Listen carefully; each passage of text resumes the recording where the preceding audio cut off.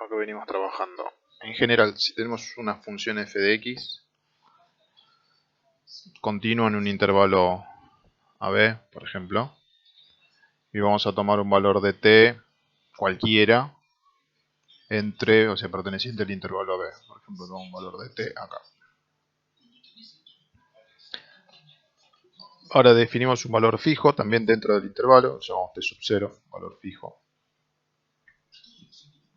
Para este valor fijo tenemos f de t0 ahí, y acá tenemos f de t. Y ahora supongamos que lo que queremos hallar es, digamos, este área. Entonces, supongamos que definimos una función de área. Ahí existe una función de área. Función de área. Lo llamamos A. Que también es, lo podemos, esta función de área. Si queremos calcular esta área, podemos llamarla A de t. La vamos a llamar en general A de t. Entonces, si queremos calcular este área de aquí, A, lo podemos obtener como la diferencia entre A de t menos el área que corresponde a t0. Es decir, como una resta de áreas. ¿Sí? Como si fuese el área total A de t, ¿sí?, menos el A de t0. Entonces, de esa diferencia de áreas obtenemos esta franja. ¿Sí? Bueno, donde justamente vemos que podemos hacer ahora la aproximación que hacíamos hoy temprano. El área por defecto sería este triángulo. Ese área por defecto, vamos a escribir acá abajo, área por defecto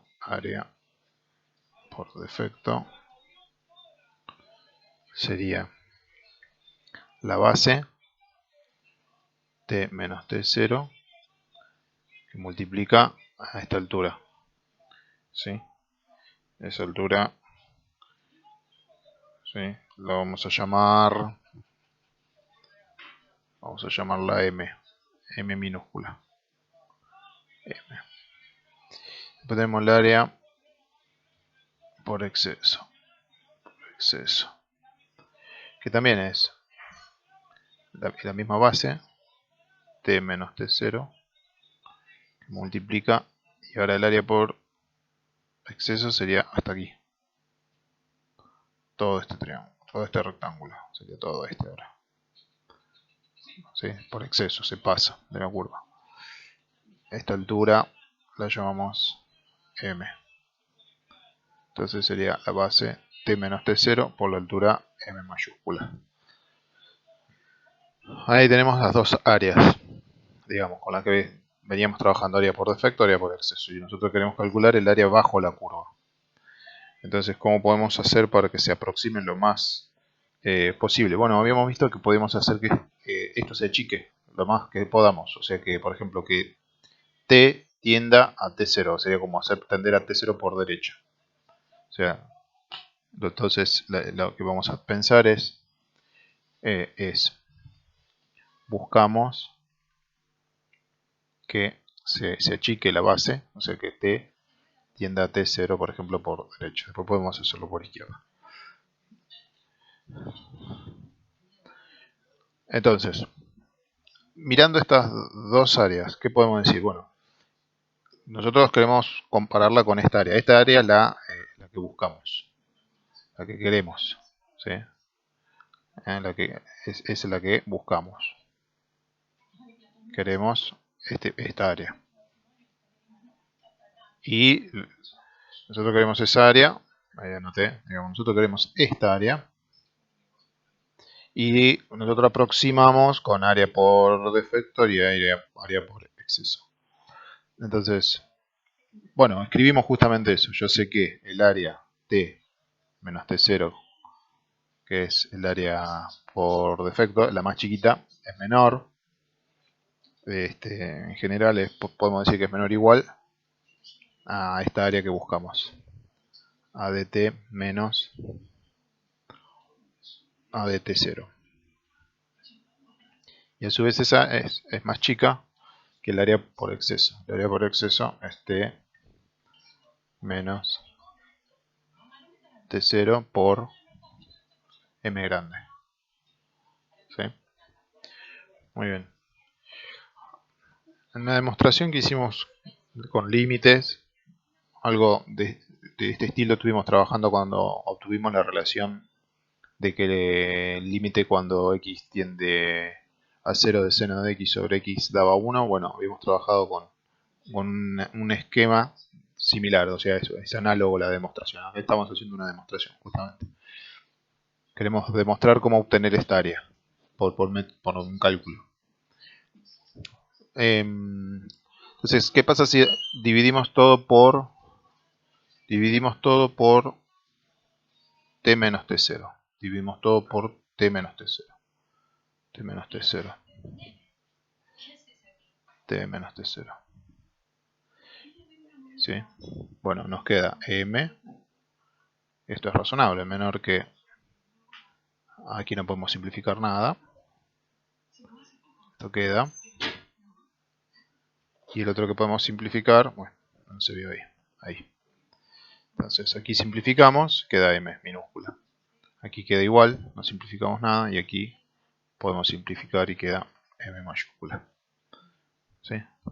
Y en particular, si hacemos que t tienda, esto que decíamos, si hacemos que t tienda a t0, o sea, si hacemos el límite cuando t tiende a t0 por derecha de esta expresión,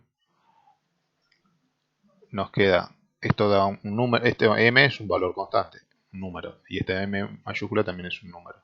Estos valores siguen dando m. Aquí queda la expresión límite cuando t tiende a t0. Fíjense, esto a qué se parece esta expresión, a ver si mientras la escribo.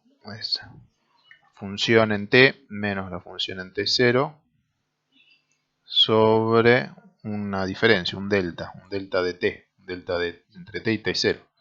Esto es un límite de cociente incremental entre una función incrementada sobre el cociente, sobre el incremento. ¿Sí? Cuando esta diferencia tiende a 0, esta es la derivada. Esto es la derivada de a de t. Es lo que va a venir después. Entonces aquí tengo una derivada de a de t. Bien, la derivada de la función de área entonces. Muy bien, entonces, cuando esto, digamos, este intervalo tiende, esto se achica, cuando esto se achica, m se parece bastante a m chica a m grande, porque esto lo achicamos y nos queda un rectángulo cada vez más finito, más finito, más finito, más finito. Entonces t tiende a t0, esto se reduce a un área de este estilo. Muy chiquitita, infinitesimalmente chiquitita de base. ¿Sí? Este rectángulo se achica infinitesimamente porque t tiende a t0. O sea, la base es muy pequeña y nos queda como un rectángulo muy delgadito acá. Y eso es lo que estaríamos calculando, digamos, con esta diferencia de áreas. La diferencia de áreas aquí arriba sería justamente el área de ese triangulito. Pero al dividirlo por t menos t0 nos queda, digamos, como una derivada. Y justamente esto dice acá que m se parece a e, o sea, si esto se achica, esta m se parece a esta m, pero esta m vendría a ser f de t0. O sea que, conclusión, vamos a ver si podemos escribir, este límite, que es la derivada de a de t en t0, es igual a f de t0. O sea, lo que vale la función en t0. ¿Sí? Esto es f de t0. F de t0. Entonces, ¿qué quiere decir? Que la derivada de la función de área en t0 nos da la misma función. ¿Sí? Entonces, lo que vemos acá es que el vínculo que hay entre la función y la función de área, es que si la función de área, el vínculo que hay entre la función y la función de área, por ejemplo en un punto, es que si derivo la función de área en ese punto, obtengo la misma función en el punto. Dicho de otra manera, si tengo la función A, la función de área sería como la primitiva de la función, ¿sí? O la antiderivada, en definitiva. Y esa antiderivada nosotros también la llamamos integral. O sea que si calculamos el área bajo la curva estaríamos integrando, o sea, integrando áreas y encontrando de alguna manera la función primitiva de f de t. Eso se conoce como el teorema fundamental del cálculo.